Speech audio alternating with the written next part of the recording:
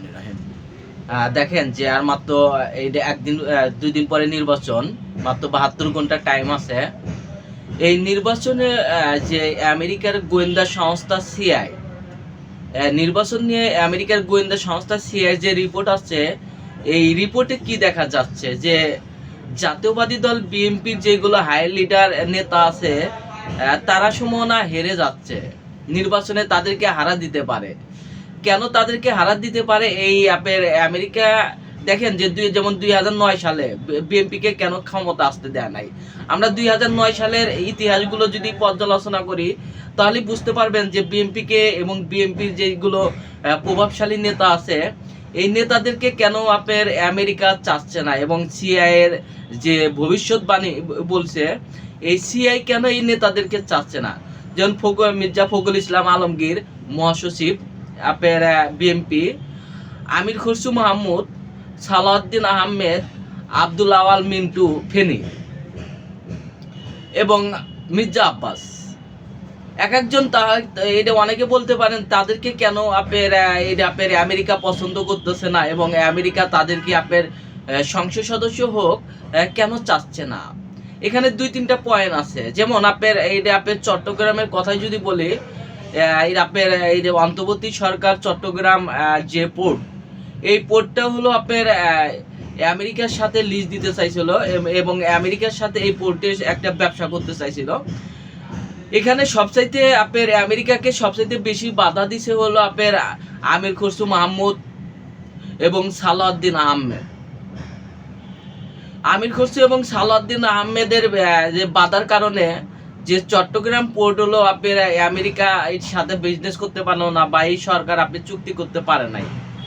এবং তারা ভাবতেছে, যেমন আমেরিকা এখন বলতেছে যে এই লোকগুলো যদি আবার সংসদ সদস্য হয় তাহলে আবার ভারতের হেজিমনি তৈরি হবে।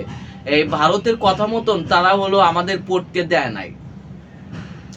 এই যে আপনার চট্টগ্রামের যে আপনার বন্দর, এই বন্দরে প্রত্যেক দিন হাজার হাজার কোটি টাকা এখানে বিজনেস হয়, এবং এই বিজনেসগুলো আপনার তারা ইচ্ছা মতন আপনার কাজ করে। যেমন মির্জা এই সালাউদ্দিন আহমেদ, আপনার হুমায়ুন কাদের চৌধুরী, আমির খসরু মাহমুদ, এরা হলো এই বন্দরগুলো নিয়ন্ত্রণ করে এবং তাদের বাইরে আর কাউকে যাইতে দেয় না, এবং অন্য কেউ ওই বন্দরে নিয়ন্ত্রণ নিক বা করুক এটা কখনোই এই মানুষগুলো চায় না। এখন যেখানে অন্তর্বর্তী সরকার এই বন্দর আপনার আমেরিকার সাথে চুক্তি করতে গেছে, তখনই সালাউদ্দিন আহমেদ, এই আমির খসরু মাহমুদ, এরা হলো বাধা সৃষ্টি করছে এবং তাদের লোক দিয়ে আপনার বাধা সৃষ্টি করছে এই বন্দর যেন আপনার চুক্তি না করতে পারে। যে গোয়েন্দা রিপোর্ট যে আসছে, এখন আমেরিকা চিন্তা করতেছে যে এরা যদি আবার ক্ষমতায় আসে তাহলে এরা আবার ভারতের দিকে ঝুঁকে যাবে। যেমন গত 17 বছর শেখ হাসিনাকে সরাইতে আপনার আমেরিকার গোয়েন্দা সংস্থা সিআইএ লং টাইম প্রচেষ্টা করছে, কারণ ভারতের যে হেজিমনি, এই ভারতের হেজিমনিকে কখনোই আর বাংলাদেশি স্ট্যাবিলিটি হতে পারবে না।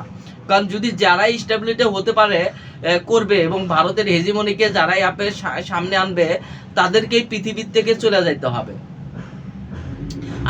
আপনার এটা হলো আপনার তাদের হলো কথা।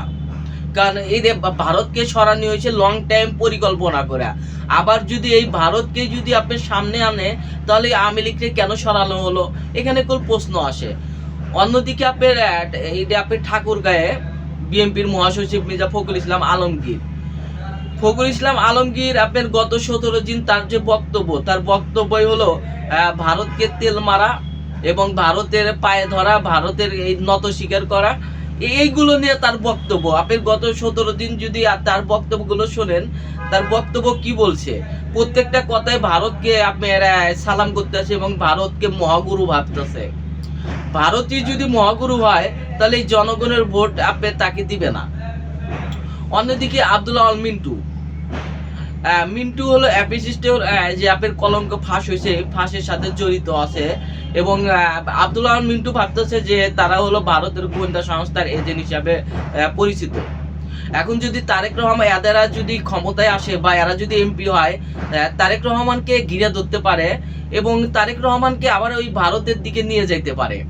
কারণ বাংলাদেশের সেনাবাহিনী, বর্তমানে যে সেনাবাহিনী, এই সেনাবাহিনী থেকে শুরু করে আপনি নৌবাহিনী বলেন, বিমান বাহিনী বলেন, এই সেনাবাহিনী বর্তমানে চাচ্ছে না যে ভারতের কোনো হেজিমনি বাংলাদেশে ক্ষমতা আসুক, বা ভারতের যারা অন্ধভক্ত এই লোকগুলো আপনার এই সংসদ সদস্য যেন না হয়।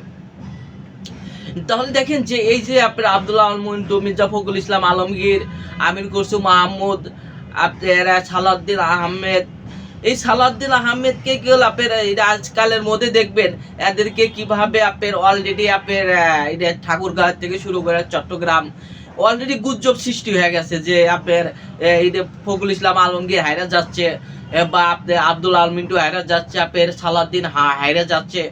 এই যে তাদের ভিতরে যে আপনার অন্যদিকে তাদের নিজেদের ভিতরে কন্ট্রোল সৃষ্টি করছে চট্টগ্রামে, তাদেরকে এমনভাবে সিস্টেম করছে যে কোন্দল তারা নিজেই আপনার দণ্ড সৃষ্টি হয়েছে। এই দণ্ডকে সামনে আনবে। তাহলে দেখেন যে তাহলে কেন আপনি যদি বিএনপি সবচাইতে এই নেতারা সবচাইতে বেশি ভুল করছে যে আপনার ভারতের যে ন্যারেটিভকে সামনে আনার জন্য, যেটা হলো আপনার সারা বাংলাদেশের মানুষ পছন্দ না যে ভারতের ন্যারেটিভকে আপনার আনন, এবং বাংলাদেশের সেনাবাহিনীও চায় না যে ভারতের ন্যারেটিভকে বাংলাদেশে প্রতিষ্ঠা হোক, এবং ভারতে যেটা ভাববে বা যেটা বলবে এটা যেন না করে। কিন্তু এই যে বিএনপির এই যে 5-7 জন নেতা, এই বিএনপির এই 5-7 জন নেতা বারে বারে ভারত থেকে আপনার এর কাছে মাথা নত করতেছে এবং ভারতের হেজুমানি তৈরি করতেছে। দেখেন এই যে মির্জা ফখরুল ইসলাম দেখবেন কথা বলে অনেক সুন্দর, দেখবেন সুন্দর সুন্দর মিষ্টি কথা বলে, আসলে ব্যক্তিগত হিসাবে উনি লোক তেমন ভালো না, তার ভিতরে একটা অহংকারী ভাব আছে, এবং আপনার মাইন্ডের মানুষ, হেজমন মাইন্ডের মানুষ, সেজন্য এদেরকে আমেরিকা পছন্দ করতেছে না, এরা সংসদও হোক। সবাই ভালো থাকুন, আসসালামু আলাইকুম।